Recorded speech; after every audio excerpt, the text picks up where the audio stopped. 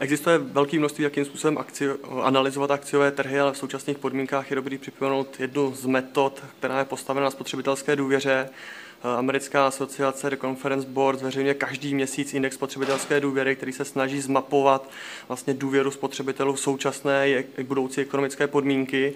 A vlastně na základě výzkumu společnosti Net Davis Research bylo ukázáno, že vlastně působí jakýmsi kontraindikátorem oproti vývoji akciových trhů. Obecně pro ekonomiku nízká důvěra není dobrá, ale ty historické výzkumy ukazují, že pro akciové trhy je to právě naopak.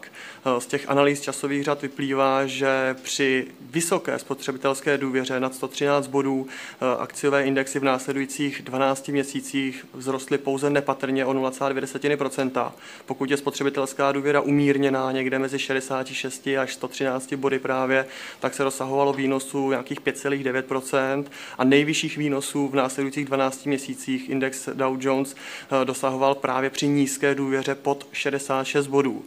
Pokud se podíváme na ty důvody, tak to může být jednak díky tomu, že při nízké důvěře investoři nebo lidé obecně stahují své investice z kapitálových trhů a hromadí hotovost a tato hotovost právě vytváří budoucí katalyzátor pro pozitivní vývoj na kapitálových trzích. Naopak při vysoké spotřebitelské důvěře jsou lidi často až hamižní a v podstatě veškeré peníze jsou na tom trhu už umístěny a ten katalyzátor pro budoucí vývoj chybí. Pokud se podíváme na aktuální podmínky, tak poslední červencový údaj hovoří o spotřebitelské důvěře na úrovni 50,4 bodů, což je nejnižší úroveň za posledních 5 měsíců. Úroveň úspor domácností amerických rovněž výrazným způsobem roste, takže pokud vezmeme tuto teorii v potaz, tak aktuální situace s pohledem na příštích 12 měsíců vybízí k tomu, aby investoři postupně začali do trhu vstupovat.